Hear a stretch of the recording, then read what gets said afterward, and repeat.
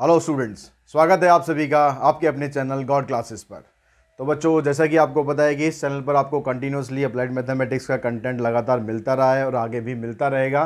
तो अगर आपने चैनल को अभी तक सब्सक्राइब नहीं करा है तो सब्सक्राइब ज़रूर करें, अपने फ्रेंड्स के साथ शेयर करें। जिसके पास भी कंटेंट अवेलेबल नहीं है उसकी कुछ हेल्प हो जाएगी, आपको भी अच्छा लगेगा। तो जितना हो सकता है कंटेंट को शेयर करें। अगर आपको पसंद आ रहा तो अगर आपको कोई कंटेंट में कुछ कमी लग रही है, कुछ पसंद नहीं आ रहा, तो कमेंट बॉक्स में मुझे बताएं। आपके जो सजेशंस हैं उनका हमेशा स्वागत रहेगा और हमेशा स्वागत रहा है। हम कोशिश करते हैं कि आपके सजेशन को इम्प्लीमेंट करने की कोशिश भी हम करें। तो आज की इस एक्सरसाइज में हम सेट्स एंड रिलेशन का पार्ट 5 करने वाले हैं, जिसमें एक्सरसाइज 5.5 करेंगे M L Aggarwal from class 11th। तो यहाँ पर बच्चों जो सबसे पहला क्वेश्चन आपको दिया हुआ है, इसमें कहता है find A and B if this ordered pair is equals to this. अगर ऑर्डर्ड पेयर दो आपस में इक्वल होते हैं, जैसा कि आपको पता है कि अगर ऑर्डर्ड पेयर आपस में इक्वल हैं तो यहाँ पर जो x की वैल्यू है वो इधर से x की वैल्यू के बराबर होगी और जो y की वैल्यू है वो इधर y की वैल्यू के बराबर होगी। यानी अगर हम यहाँ से वैल्यू लें a+1 तो इसकी वैल्यू होगी 3 के बराबर। दैट मीन्स a की वैल्यू आ जाएगी 2। अगर हम यहाँ से निकालते हैं b-2, इसकी वैल्यू होगी 1 के बराबर और b की वैल्यू आ जाएगी 3।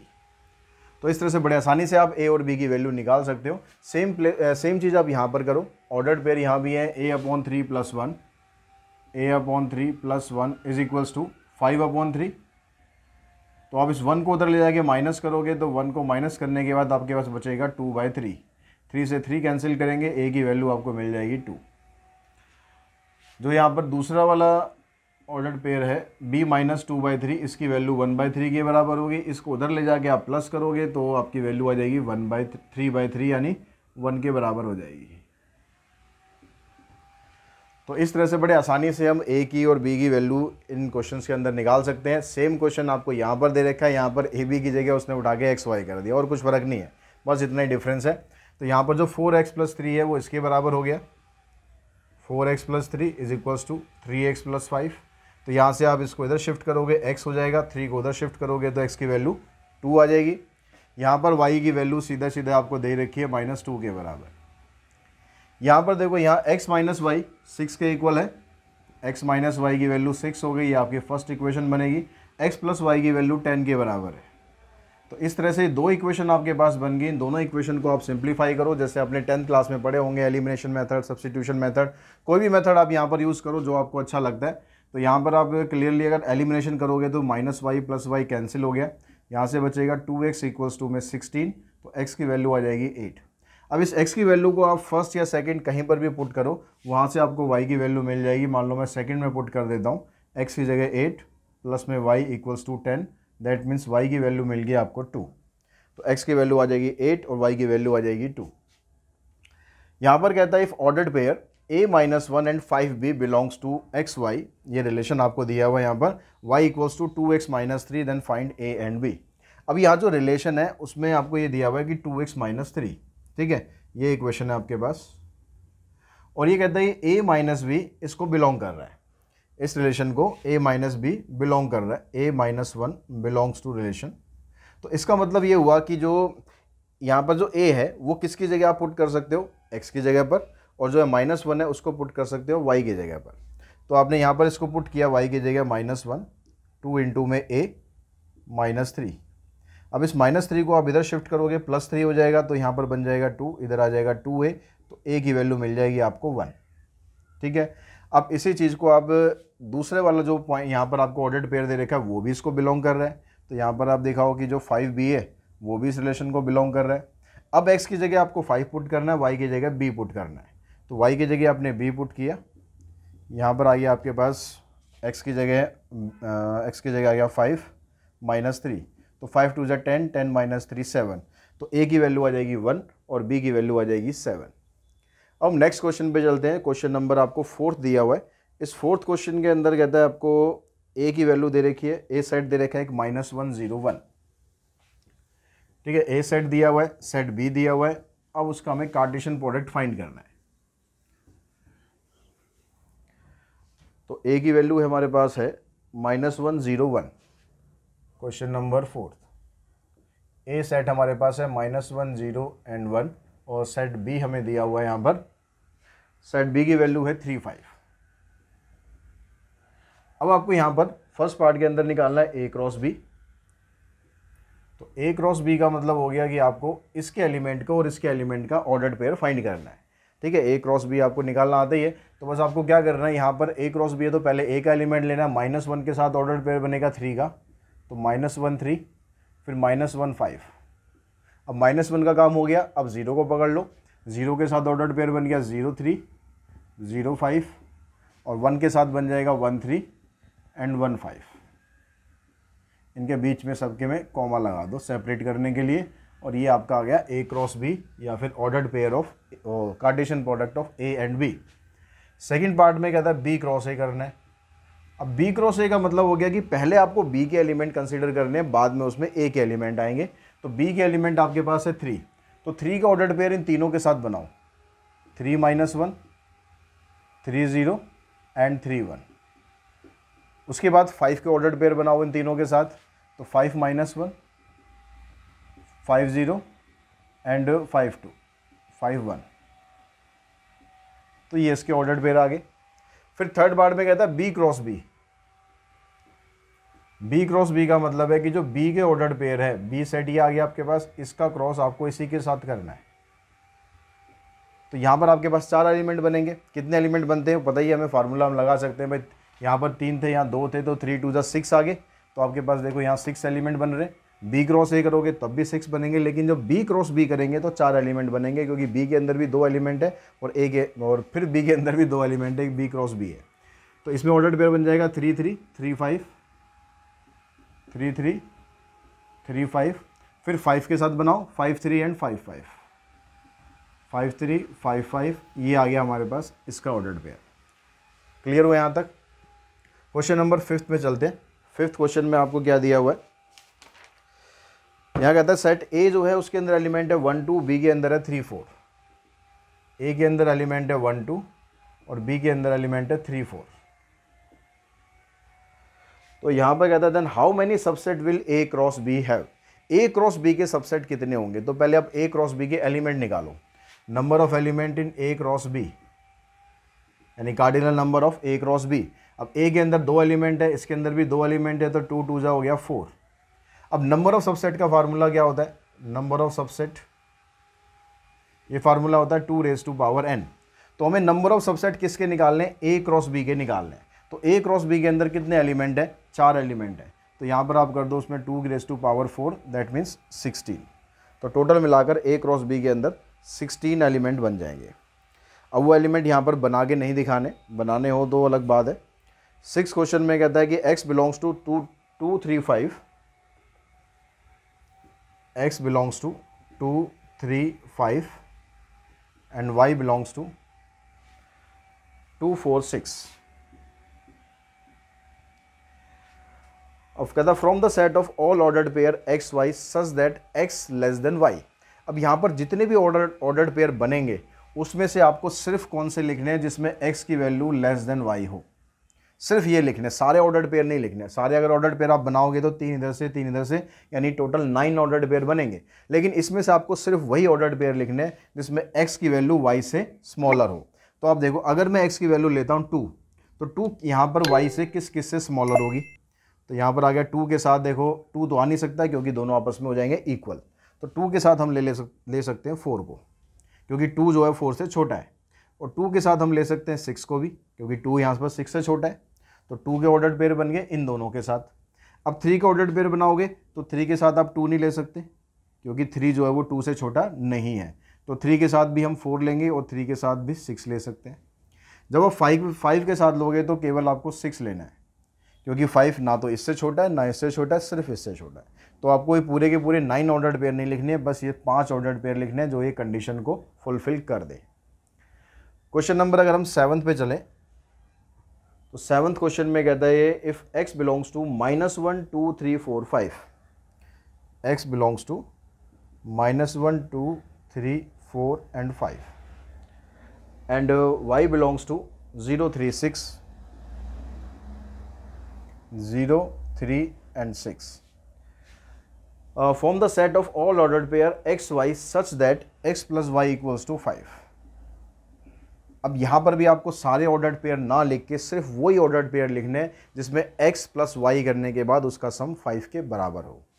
तो यहाँ पर देखो x आपके पास ये है, y यहाँ पर है। अगर हम -1 को लेते हैं यहाँ से, तो -1 के साथ हम किसको लिखें कि हमारा सम 5 आ जाए? तो -1 और 0 को लिखेंगे तो -1 रहेगा, -1 और 3 को लिखेंगे तो 2 आ जाएगा, -1 और 6 को लिखेंगे तो 5 आ जाएगा। तो -1 के साथ 6 आ गया, 2 के साथ 0 नहीं हो सकता क्योंकि 2 ही रहेगा, 2 के साथ 3 हो सकता है क्योंकि इन दोनों का सम 5 आ गया। 3 के साथ 0 करोगे तो 3 आएगा, 3 के साथ 3 करोगे तो 6 आएगा, 3 के साथ 6 करोगे तो 9 आएगा। भाई 5 तो यहाँ पर कहीं आ ही नहीं रहा। जब 5 आ ही नहीं रहा तो 3 का ऑर्डर्ड पेयर किसी के साथ भी नहीं बना सकते। सेम काम करेंगे 4 के साथ, 4 का सम इसके साथ करोगे 5 नहीं आ रहा, 4 का सम इसके साथ करोगे 5 नहीं आएगा, 4 का सम इसके साथ करोगे तो भी 5 नहीं आएगा।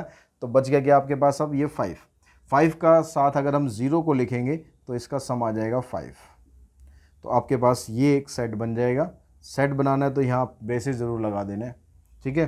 तो सिर्फ ये 3 एलिमेंट लिखने हैं, सारे एलिमेंट लिखने की ज़रूरत नहीं है अगर आपको कंडीशंस पता है। ऐसा ना हो कि भाई आप सारे ऑर्डर्ड पेयर लिखो फिर उसमें से छांट दो कि भाई किसका सम 5 है। अगर आपको डायरेक्टली पता है तो डायरेक्टली लिख दो ना। उसमें अगर ये बोलता कि भाई x क्रॉस y भी आपको निकाल के दिखाना है तो निकाल के दिखाना ज़रूरी है। अदरवाइज़ कहता है कि भाई कंडीशन फॉलो करके आपको ऑर्डर्ड पेयर लिखने, तो सिंपल आप इस तरीके से लिख सकते हो। क्वेश्चन नंबर 8 देखते हैं। 8 में क्या कहता है? 8 में भी आपको ऐसे एक सेट दिया हुआ है। अब एक सेट है इसमें x जिसके अंदर एलिमेंट है 2 3 4। x belongs to 2 3 and 4 and y belongs to 4 6 9 10, 4 6 9 and 10. Form the set of all ordered pair such that x is a factor of y. अब यहाँ पर क्या है? x is a factor of y, यानी x जो है वो y का फैक्टर होना चाहिए। तो यहाँ पर x मतलब जो पहले प्लेस पर आप वैल्यू रखोगे, पहले प्लेस पर वैल्यू कौन सी आएगी भाई? x की आएगी। तो x की वैल्यू अगर मैं लेता हूँ 2, तो फैक्टर का मतलब क्या होता है कि जो फैक्टर होता है वो दूसरे वाले नंबर को कम्प्लीटली डिवाइड कर देता है। अगर मैं लिखूँ भाई 16 और 16 को अगर मैं 2 से कम्प्लीटली डिवाइड कर सकता हूँ तो मैं कह सकता हूँ कि भाई 2 जो है वो इसका फैक्टर है 16 का। तो जब हम यहाँ पर 2 लिख रहे हैं तो बस आपको ये देखना है कि इनमें से ऐसे कौन कौन से नंबर है जिससे आप 2 को कम्प्लीटली डिवाइड कर सकते हो। तो 2 को हम डिवाइड कर सकते हैं 4 के साथ, 2 से हम डिवाइड कर सकते हैं 6 को भी, और 2 से डिवाइड कर सकते हैं हम 10 को भी। तो ये 2 के साथ इसके ऑर्डर्ड पेयर बन गए। अब उसके बाद यहाँ पर 3 है। 3 को देखो यहाँ पर 3 से आप किस किस को डिवाइड कर सकते हो? 3 से आप 4 को तो डिवाइड कर नहीं सकते, 6 को कर सकते हो तो 3 6 लिख लेंगे। 3 से आप 9 को भी कर सकते हो तो 3 9 लिख लेते हैं। 10 को तो नहीं कर सकते, उसको छोड़ दो। अब आ जाओ 4 पे। 4 से आप डिवाइड कर सकते हो किसको? 4 को कर सकते हो। 4 से आप 6 को डिवाइड नहीं कर सकते, 9 को नहीं कर सकते, 10 को नहीं कर सकते। मतलब हमारा आंसर यहीं पर ख़त्म। सिर्फ ये आपका सेट बनेगा जिसके अंदर ये कुछ स्पेसिफिक एलिमेंट आएंगे। क्वेश्चन नंबर 9 देखो। 9th में कहता है if a cross b is equals to this. a cross b में आपको कुछ एलिमेंट दे रखे हैं। क्या क्या एलिमेंट दे रखे हैं? -1 1, -1 2, उसके बाद दिया हुआ है आपको -1 2 1 2 2, 2 1 2 2, फिर उसके बाद लास्ट में दिया हुआ 3 1 एंड 3 2। तो कहता है भाई ए और बी सेट बताओ क्या होगा। ए क्रॉस बी आपको दिया हुआ है तो सेट ए बताना है। तो ये ऑलरेडी हमें पता है कि जब हम ए क्रॉस बी लिखते हैं तो जो पहला एलिमेंट बिलोंग करता है वो ए को बिलोंग करता है। तो यहाँ पर जितने भी फर्स्ट एलिमेंट है, यहाँ पर जो भी फर्स्ट एलिमेंट है वो सारे किसको बिलोंग करेंगे? वो ए को बिलोंग करेंगे। तो ए सेट हमारा क्या बन गया? -1। फिर ये -1 आ गया। अब सेट के अंदर एलिमेंट तो रिपीट हम करते नहीं है तो -1 को दोबारा लिखने की ज़रूरत नहीं है। 2 आ गया, फिर यहाँ 2 आ गया, रिपीटेशन हो रहा है, 3 आ गया, और तो कुछ नहीं आ गए। यानी सेट ए के अंदर ये 3 एलिमेंट आ सकते हैं। अब सेट बी की बात कर लेते हैं। जो बाद वाला एलिमेंट होता है, बाद वाला मतलब ये वाला जो एलिमेंट होगा ये सारा किसका होगा? बी का होगा। अब यहाँ पर देखो 1 आ रहा है, 2 आ रहा है, 1 फिर से आ गया, तो फिर से आ गया तो मतलब से 2 आ गया फिर से। अगर आप गलती से लिख भी देते हो ना, अगर यहाँ 1 2 भी आप लिख देते हो तो वो गलत नहीं है, ठीक है, गलत वो नहीं है। आप सेट को अगर ऐसे लिख रहे हो भाई सेट ए आपका है 1 2 3 या सेट आपका है यहाँ पर 1 2 2 3 3, तो ये दोनों इक्वल हैं, ठीक है, इसमें कोई गलती नहीं है। तो कभी हो जाए गलती से तो कोई टेंशन मत लेना, लेकिन अगर ना भी हो बेटर है कि ना ही लिखो, क्यों अपना टाइम वेस्ट करें हम उसमें। तो ठीक है, हमारा 1 हो गया, 2 हो गया, फिर दोबारा रिपीट हो रहा है मत लिखो, फिर दोबारा रिपीट हो रहा है मत लिखो। तो आपके पास सिर्फ 2 एलिमेंट आएंगे बी के 1 और 2, ठीक। क्वेश्चन नंबर 9 देखते हैं, और 9 तो हो गया। क्वेश्चन नंबर 10th क्वेश्चन में कहता है ए क्रॉस बी इक्वल्स टू, इसी तरह का क्वेश्चन है। ये जो ए क्रॉस बी के कुछ एलिमेंट आपको दिए हुए हैं x1 y2 और फिर उसके बाद है x3 y3,